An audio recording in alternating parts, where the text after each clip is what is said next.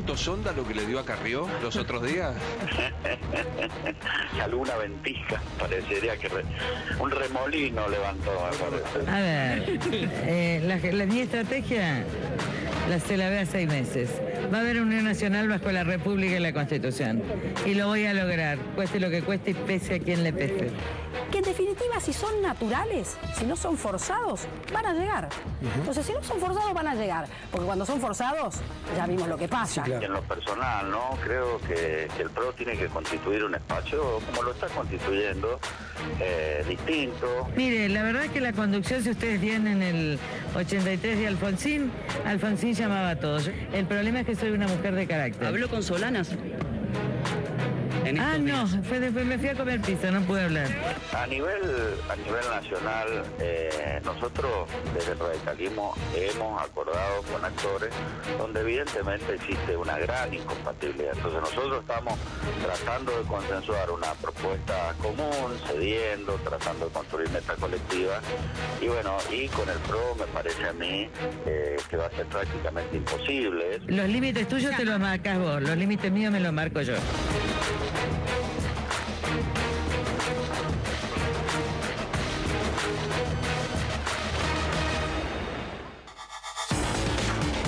Bueno, una síntesis de lo que ha sido.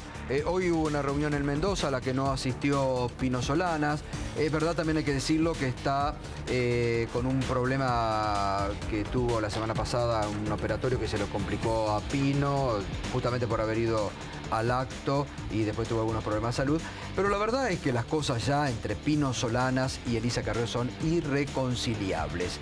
Y la verdad, esto hoy, sobre todo teniendo en cuenta lo que fue la alianza, cuando trataron de disimular en la campaña electoral las divergencias que habían entre ellos. Lo mandaron a su casa a Raúl Alfonsín, porque era el único que se animaba a hablar que había que salir de la convertibilidad. Y después esos problemas no resueltos en la campaña, estallaron en el poder, con lo que significó como frustración general para la Argentina. La verdad que hoy, yo lo vengo diciendo desde hace mucho tiempo, es una alternativa de poder válida en la Argentina. Pero está en ellos tratar de resolver, porque si dicen públicamente, y si sabemos que los gerentes del radicalismo buscan la alianza con Macri, y si hay los caciques provinciales de UNEN hoy del radicalismo están buscando alianzas, entonces la verdad algún problema hay. Esto va a seguir y esta semana lo vamos a seguir analizando aquí. Agustín Rossi, ministro de Defensa, militante del kirchnerismo. Buenas noches, gracias por estar con nosotros, ¿qué tal? Ministro. ¿Cómo anda? ¿Bien? Muy bien. ¿Es bueno o malo para la democracia esta? Porque digo, es una alternativa válida a poder, UNEN hoy. Yo no la descalifico como hacen muchos, me parece que es algo válido, ¿no? Sí, lo extraño es que es esta pelea entre Carrió y Pino, ¿no? Porque... eran socios políticos. Bueno, hace un año se presentaron como alternativa en la Ciudad de Buenos Aires y de hecho Pino está representando a la Ciudad de Buenos Aires como senador por la minoría a partir de esa alianza, digamos, ¿no?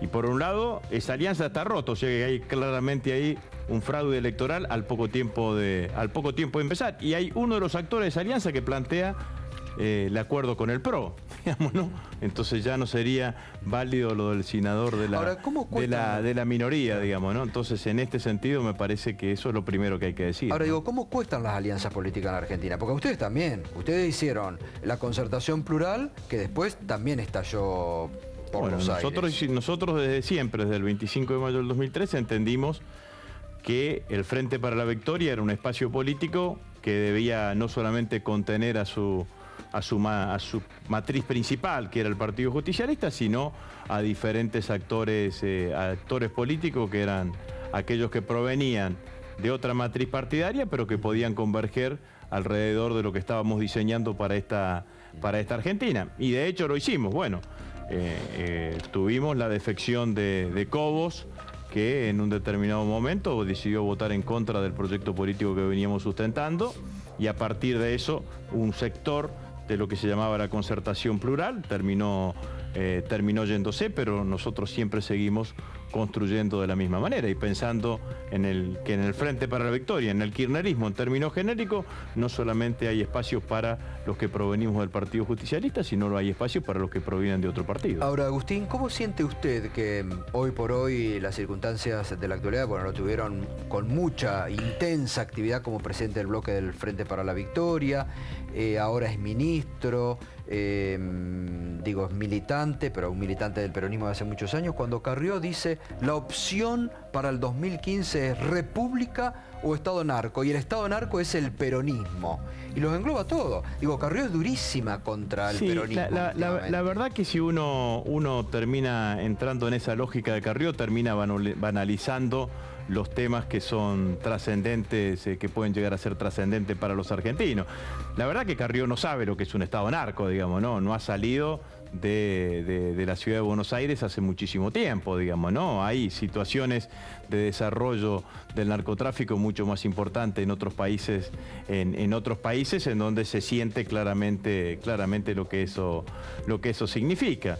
Me parece que lo primero que hace Carrió es banaliza un tema que tendrá que ser materia de debate, que podrá ser materia de debate político, materia de debate electoral, pensado desde otro lugar, digamos, no desde el lugar de la crítica política, no del lugar de la estigmatización, sino desde el lugar de quienes trabajan permanentemente para tratar de resolver el tema.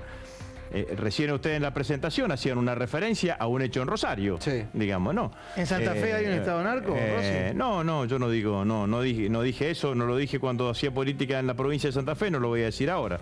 Pero así hubo un hecho específico, entonces lo que tendría que estar haciendo Carrió es preocuparse por qué suceden esos hechos en una provincia que es gobernada por uno de los aliados que está en su frente amplio UNEN. Pero la verdad que no le interesa resolver los problemas, lo único que hace, le interesa llevar adelante un título. La contradicción principal que existe en la Argentina no es la que plantea Carrió, la contradicción principal que existe en la Argentina es la posibilidad de que la política siga gobernando por encima de los sectores corporativos en la Argentina. Y eso se expresa en el 2015 con la continuidad de este proyecto político que empezó el 25 de mayo del 2003 o las alternativas opositoras, que como vimos recién, un economista que decía que no representaba a nadie, pero representaba claramente una corriente de pensamiento económico, plantean claramente el regreso a la política de los 90 sin ninguna duda, digamos. Ahora, ¿no? el 2015, en las vertientes actuales, ¿es una vuelta al corporativismo que usted dice o a la política de los 90? Pero ese es el problema que tiene la Argentina. El problema que tiene la Argentina es que la oposición, lejos de convertir en una alternativa política que obviamente tiene que ser distinta a la del oficialismo, termina siendo una alternativa política que termina reflejando linealmente los planteos de los sectores corporativos en la Argentina. ¿Hoy lo hacen todos? Pero en mayor o menor medida termina... Macri, Massa, Scioli, ¿uno lo hace? No, Scioli no es de la oposición. Pero es candidato presidencial. Bueno, pero es candidato presidencial, pero no dije de la oposición. Cuando yo escucho los discursos y se sientan con la mesa de enlace y dicen que van a bajar que van a bajar las retenciones, o una expresión como la que dice Wiener, esperemos que la mano invisible del mercado resuelva las problemáticas económicas, o cuando se juntan con el sector financiero y le terminan diciendo, bueno, vamos a abrir una puertita para ver cómo hacemos para resolver, para que vuelvan a aparecer aunque sea un pedacito las AFJP. Digo, bueno, en realidad, además yo tengo derecho a dudar. Si yo fui presidente del bloque de diputados, si hay partidos políticos que votaron en contra de la estatización de las FJP, votaron en contra de que exista un sistema previsional único, solidario, estatal, ¿por qué tengo que creerles que si llegan a estar en el gobierno van a seguir manteniendo este sistema? Si hay partidos políticos que votaron en contra de la movilidad jubilatoria, ¿por qué tengo que creerle que van a mantener la movilidad jubilatoria? Usted recién lo escuchaba al economista Miguel Bogiano, lo que dijo la ley de abastecimiento, y daría la impresión, yo lo vengo marcando desde la semana pasada, que se tiende a una nueva recreación de los mismos partícipes que pero después terminan perjudicando a los mismos. Escúcheme una cosa. Frente a la ley de abastecimiento. Pero es así como decían recién, ustedes quieren intervenir en pero empresas, nosotros no queremos intervenir absolutamente nada, lo que queremos es que las cosas funcionen. Y cuando queremos que las cosas funcionen, el precio final no es solamente el precio final, es ver cómo se hace para conformar el precio durante la construcción de toda la cadena de valor, pero no para nosotros. Esta pregunta no la hacemos nosotros, se la hacen los productores lecheros.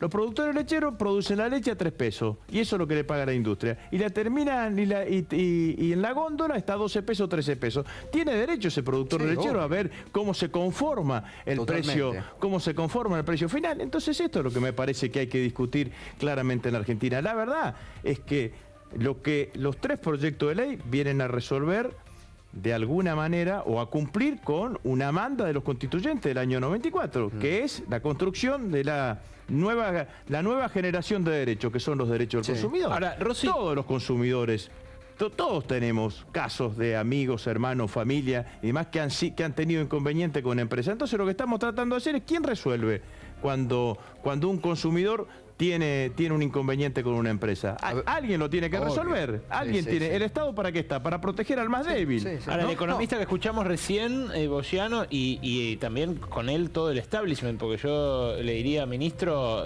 lo he sondeado en la mayoría de las cámaras patronales, venía muy contento con el plan que venía esbozando el gobierno desde enero. El pago a Repsol, el pago al Club de París, el arreglo de los índices del INDEC a pedido del Fondo Monetario Internacional, una hoja de ruta que parecía indicar una reconciliación con los mercados. Ahora, de repente lo de los fondos buitre forzó a un nuevo bandazo, o se va a volver a esa ruta en enero apenas venza la cláusula esta que... ¿Cuál es el bandazo? ¿Cuál es el bandazo si la Argentina pagó a los bonistas que se reestructuraron de la deuda? Si la Argentina pagó la primera cuota del Club de París, si la Argentina dispuso 3.000 millones de dólares de su reserva para pagarles a los organismos internacionales, ¿cuál es el bandazo? Bueno, ahora el discurso ahora claramente es otro. Si lo que estamos haciendo es claramente reclamar por todos los mecanismos jurídicos que tengamos o todos los mecanismos que tengamos posible para que se dejen las posibilidades de que lo que pagamos les llegue claramente a quienes son los bonistas estructurado. Lo que no hicimos fue ir a negociar con los fondos buitre con el manual de los fondos buitre.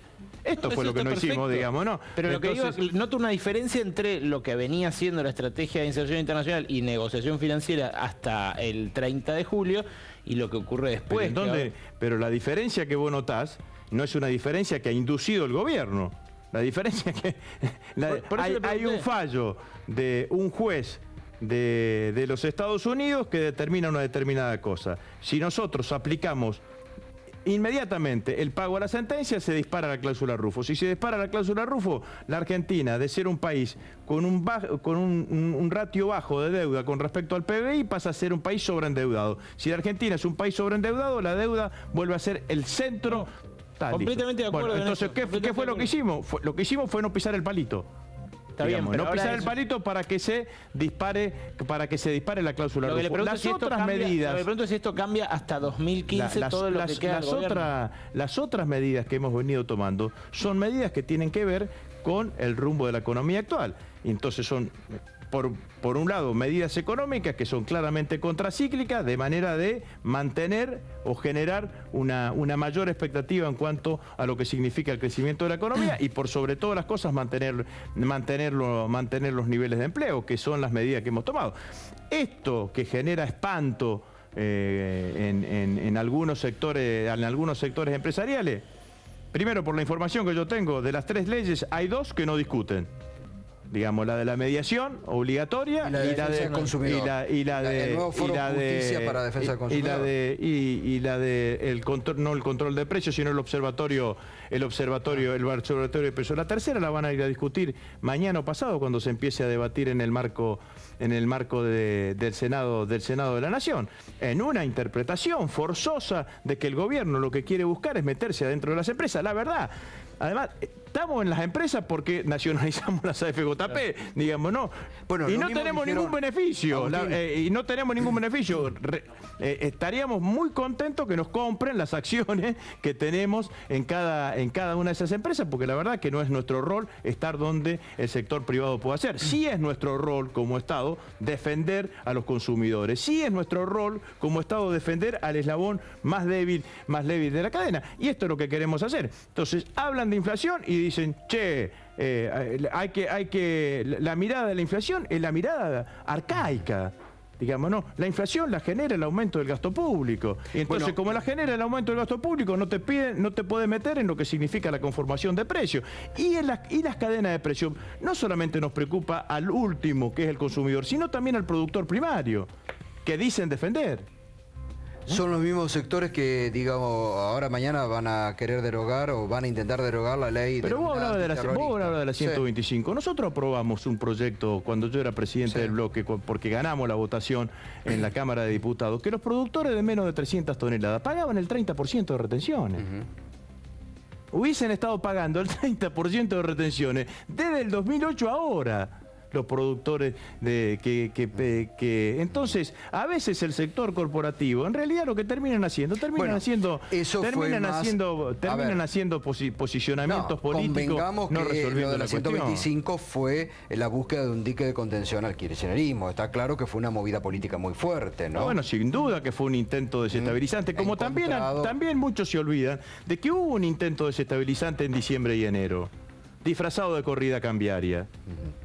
Porque en diciembre y enero, y vos esto lo sabés y lo sabemos todos, había una cantidad que apostaban a que Cristina no llegaba al final del mandato. ¿Y teme otra hora? Que Cristina no llegaba al final del mandato. Entonces, ¿qué hizo el gobierno? Fijó el tipo de cambio en un lugar en donde pudiese controlar la totalidad de las variables. Pero ahora puede producirse otra. La totalidad de las variables económicas. Entonces, cuando ahora uno escucha, hay que ir a una nueva devaluación. ¿Por qué hay que ir a una nueva devaluación? Porque ¿Qué es lo que generó?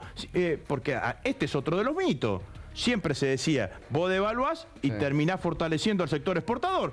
Devaluaste y no terminaste fortaleciendo al sector exportador, porque lo que decía la economista Fernanda Vallejo es absolutamente cierto. Si Brasil y Chile acomodan su crecimiento para la baja, si la eurozona acomoda su crecimiento para la baja, si Estados Unidos no termina de salir y entrar en una senda de crecimiento, nuestros productos manufactureros se quedan sin mercado y nuestro crecimiento económico depende fundamentalmente del mercado interno.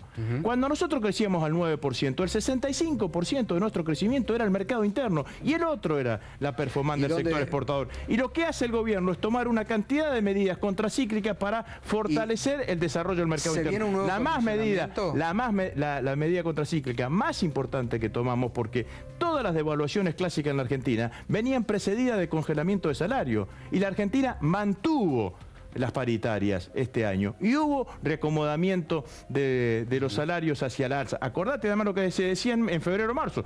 Che, cuando se caigan las paritarias se cae todo de vuelta. No pasó nada. Sí, entonces, el otro día la presidenta lo dijo, en una economía una ciencia como la económica, que es de expectativa, los portadores de malas noticias, la verdad que nos hacen un daño enorme en términos de generar expectativa para que la Argentina siga creciendo. Agustín, pero pasó el 30 de julio y no pasó nada en la Argentina. Está bien, pero no pasó nada. Entonces lo que hace... Ministro, usted decía, no queremos intervenir en empresas. Hay empresas donde se ven forzados a intervenir justamente porque la crisis se viene encima. No sé si siempre es internacional, a veces es local. El caso de Donnelley es el que tenemos más fresco porque la semana pasada la presidenta dijo... pero por eso justamente están hechas todas las denuncias que estamos haciendo. Pero lo que le pregunto es, ¿puede llegar a haber más casos así? ¿O usted Esperemos que no. Lo que nosotros hemos hecho, a ver si no entendemos, 2008-2009, cuando la crisis del 2008-2009, hubo 120.000 trabajadores dentro del programa Repro. Sí. 120.000 trabajadores. Eran 120.000 trabajadores del sector privado, a los cuales el Estado pagaba parte de su salario. Ahora también hay, y ahora mucho menos. Sí, ya sé, pero muchísimo menos. Acá... Y el gobierno, para alentar el mantenimiento de los puestos de empleo, ha aumentado lo que está pagando por Repro, y además ha dicho que en lugar de 3 meses se pueden acoger directamente un año para que todo el mundo tenga perspectiva económica. Entonces, si vos tenés esa herramienta, si el Estado te da esa herramienta para sostener el empleo, la verdad que te aparezca una empresa que de un día para el otro, sin previo aviso, te agarra y te tira a la calle 500 trabajadores, ¿qué tenemos que hacer? ¿Se puede hacer cargo ¿Qué tenemos que hacer el Estado? Mirar. Ahora, a ver, quedarnos de brazos cruzados. Para un minuto, a ver, Berco, un minuto. Esto es interesante, porque yo he escuchado sectores de la oposición, corregime, Berco, vos, que están en contra de lo que ustedes hicieron con Donnelley. Dicen que han hecho una intervención, que están contra las inversiones, que es malo para una empresa la aplicación de esta ley, que no es la ley antiterrorista, dije al principio, sino de delitos económicos. Entonces, ¿Pero por ¿en qué qué estamos? Lo primero que yo me preguntaría es ¿por qué es malo la aplicación de la ley? Bueno, dicen que atenta Digamos, contra las ¿por qué es inversiones? malo la aplicación de la ley? Mañana van a buscar derogarla. Si las leyes son malas, que vayan al Congreso y la intenten derogar. Seguramente no van a tener éxito. Digamos, ¿no? Porque para derogar leyes hay que tener mayorías y hay que construir consenso, que es lo que no hizo nunca la oposición, inclusive cuando tuvo mayoría en el Congreso, cuando con el Grupo A, porque se terminaron peleando como con FAU-UNEN, entre todos, una vez que para lo único que le sirvió el Grupo A para quedarse con las presidencias de las comisiones allá por el año 2009. Lo que el gobierno hace, y hace muy bien el gobierno, es decir, no puede existir un empresario que de un día para el otro le diga al conjunto de los argentinos, me voy, cierro la empresa y dejo 500 trabajadores, que son 500 familias en la calle. Entonces esto no puede existir en la Argentina, porque la Argentina además, si hay un empresario que tiene problemas, tiene resortes para ayudarlo. Tiene resortes para sostener, para que sostengan empleo, como los programas de reconversión productiva. Entonces, ese empresario tiene que venir, acercarse, dice, bueno, mire, la verdad que tengo este problema, veamos cómo hacemos, veamos cómo trabajamos y lo resolvemos en forma conjunta. Vuelvo a decir, 120.000 trabajadores en la crisis del 2008 y del 2009 llegaron a tener los sueldos pagados una parte por parte del Estado, porque las empresas entraban en situación de crisis. Entonces, lo que ha hecho el gobierno ha hecho muy bien y ha mandado una señal fuerte al conjunto de los actores económicos en Argentina. Vamos a un ping-pong rápido, interesante, así que le agradezco. Ya está anotado en la... ¿Va a ser precandidato? Sí, sí, ya está, digamos, en sí, estoy muy contento. La verdad que empezamos hace 2 meses más o menos con la campaña y la verdad y estoy recogiendo un buen nivel de expectativas, un buen nivel de aceptación de la candidatura, así que una candidatura muy clara, muy transparente. Yo planteo claramente que lo mejor que le puede pasar a la Argentina es que el 10 de diciembre del 2015 haya un gobierno que garantice la continuidad de las políticas que empezaron el 25 de mayo del 2003, no solamente de las principales, porque las principales políticas sigan estando y sigan permaneciendo, sino que fundamentalmente la matriz ideológica, el lugar donde el gobierno resolvió los desafíos que planteó la sociedad argentina durante estos 12 años, siga siendo el mismo. 2 que tienen relación a su área del Ministerio de Defensa. Sí. Hoy hubo un rumor durante el fin de semana de que había cierto descontento salarial en las Fuerzas Armadas. Al contrario, fíjese las declaraciones del jefe del Ejército y la semana pasada también del jefe de la Fuerza Aérea. Por primera vez en muchísimos años, por decisión de la Presidenta de la Nación, este año los efectivos de las Fuerzas Armadas tuvieron un aumento, porque los efectivos de las Fuerzas Armadas tienen lo mismo que el resto del personal de la Administración Pública. Este año, después de una tarea que me pidió la Presidenta, que busque una mejor jerarquización de la escala salarial, porque estaba muy achatada la escala salarial que tenían las Fuerzas Armadas, y la Presidenta tomó la decisión, después de una tarea que hicimos en el Ministerio, que se lo llevamos a ella por indicación de ella, y tomó la decisión, lo cual redundó en una mejora salarial, y también en que pasamos un 5% de los suplementos no remunerativos a remunerativos, con lo cual trajo impacto favorable también para los retirados. Le diría que, al contrario, como nunca, están desde ese punto de vista absolutamente conformes. Sé que a partir de que Estela Carlotto se enteró que Ignacio era su nieto, después de todas las pruebas, usted ha dado instrucción nuevamente a los distintos comandos de las fuerzas a que se haga nuevamente una búsqueda de información, ¿no? Lo que yo hice fue, ¿se acuerda usted cuando el año pasado, el 31 de octubre, encontramos las actas? Claro. Yo en ese momento, que fue a partir de una información que me da el jefe de la Fuerza Aérea, que me dice que se habían encontrado las actas, yo en ese momento firmé una resolución en donde instruía a cada uno de los jefes de las fuerzas que intensifiquen la búsqueda por todas las reparticiones militares para encontrar mayor cantidad de información. Hemos encontrado a partir de ahí otra información más, el ejército, los 7.000 legajos de quienes habían estado detenidos en Magdalena, alguna información más que nos trajo la Fuerza Aérea Argentina. en la agregaduría militar de Sudáfrica encontramos documentación, alguna me está llegando ahora, y otra documentación fue unas actas de destrucción de documentación firmada por Chamorro y Astiz, que eran agregados militares. ¿Abre alguna expectativa de lo que le está llegando? Y yo el viernes pasado, cuando fue, no este viernes sino el anterior, cuando fue el 102 aniversario de la Fuerza Aérea, celebré en mi discurso delante de todos los efectivos el encuentro de Estela con su nieto, y pedí la colaboración y di por descontada la colaboración. Ojalá, en la búsqueda claro, de encontrar a los 400 que faltan todavía. Ojalá romper esos pactos de silencio que han perdurado durante mucho tiempo. Yo creo que estamos por el buen camino. Ministro, un gustazo, ¿eh? Bueno, muchas gracias. Y acá lo esperamos, ¿eh? Bueno. Para debatir, y aparte me gusta el apasionamiento que pone siempre a la política, así que me gusta. Gracias. Bueno, muchas Agustín gracias. Rossi pasó esta noche aquí por C5N, ¿eh?